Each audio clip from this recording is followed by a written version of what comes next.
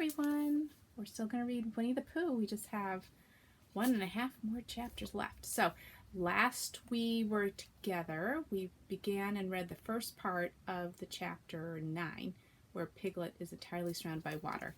And last we saw Pooh Bear. It was raining really hard, and he was sitting with all his pots of honey on a branch to keep them safe. So that's where we left off. All right, open up those imaginations and those ears and get comfortable.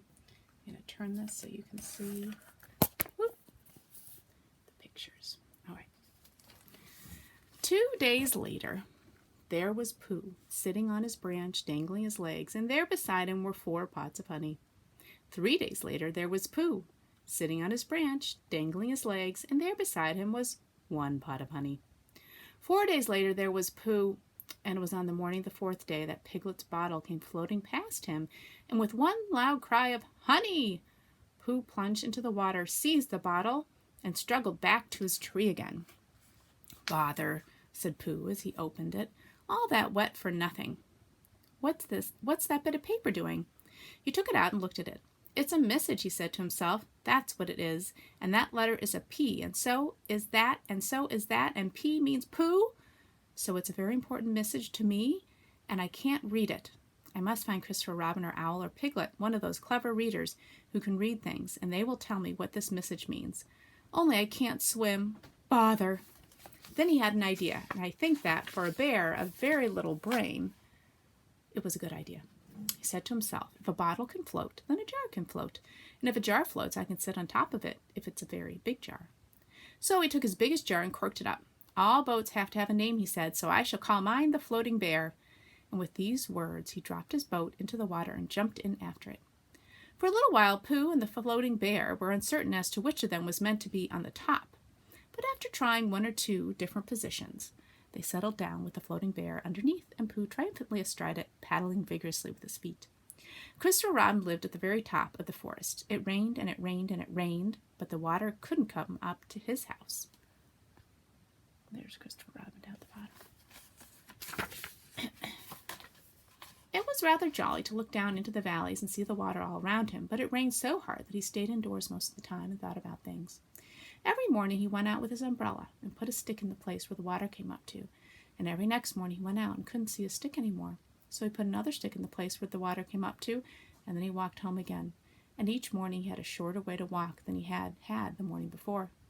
On the morning of the 5th day, he saw the water all around him, and knew that for the first time in his life he was on a real island, which was very exciting. It was on this morning that Owl came flying over to the water to say, "How do you do?" to his friend Christopher Robin. "I say, Owl," said Christopher Robin, "isn't this fun? I'm on an island." "The atmospheric conditions have been very unfavorable lately," said Owl. "The what?" "It has been raining," explained Owl. "Yes," said Christopher Robin, "it has. The flood level has reached an unprecedented height." "The who?" "There's a lot of water about," explained Owl. "Yes," said Christopher Robin, "there is. However, the prospects are rapidly becoming more favorable at any moment. Have you seen Pooh?" "No. At any moment. I hope he's all right," said Christopher Robin. "I've been wondering about him. I expect Piglet's with him. Do you think they're all right, Owl?" "I expect so. You see, at any moment, do go and see Owl, because Pooh hasn't got very much brain, and he might do something silly, and I do love him so, Owl. Do you see, Owl?" "That's all right," said Owl. "I'll go back directly," and he flew off. In a little while he was back again. "Pooh isn't there," he said. "Not there? Has been there. He's been sitting on a branch of his tree outside his house with 9 pots of honey, but he isn't there now." And there's Pooh floating. "Oh, Pooh!" cried Christopher Robin. "Where are you?" "Here I am," said a growly voice behind him. "Pooh!" They rushed into each other's arms. "How did you get here, Pooh?" asked Christopher Robin when he was ready to talk again. "On my boat," said Pooh proudly. "I had a very important message sent me in a bottle, and owing to having got some water in my eyes, I couldn't read it, so I brought it to you on my boat." With these proud words he gave Christopher Robin the message. "But it's from Piglet," cried Christopher Robin when he had read it. "Isn't there anything about Pooh in it?" asked Bear, looking over his shoulder. Christopher Robin read the message aloud. "Oh, are those P's Piglets? I thought they were Poohs."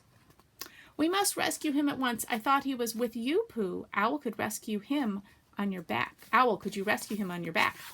I don't think so, said Owl after grave thought. It's doubtful if the necessary dorsal muscles.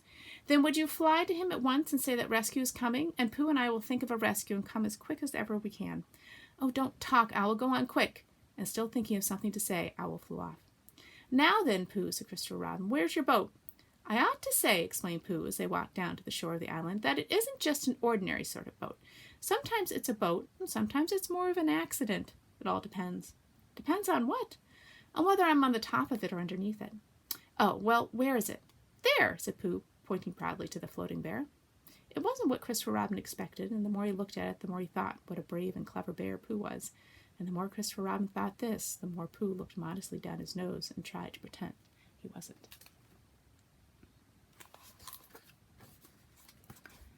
But it's too small for 2 of us, said Christopher Robin sadly. 3 of us with Piglet. That makes it smaller still. Oh, Pooh Bear, what shall we do? And then this bear, Pooh Bear, Winnie the Pooh, F.O.P., friend of Piglet's, R.C., Rabbit's companion, P.D., Pole discoverer, E.C.N.T.F., Eeyore's comforter and tail finder. In fact, Pooh himself said something so clever that Christopher Robin could only look at him with mouth open and eyes staring, wondering if this was really the bear of very little brain whom he had known and loved so long. We might go in your umbrella, said Pooh. What? We might go in your umbrella, said Pooh. Huh? We might go in your umbrella, said Pooh. For suddenly Christopher Robin saw that they might. He opened his umbrella and put it point downwards in the water. It floated but wobbled. Pooh got in.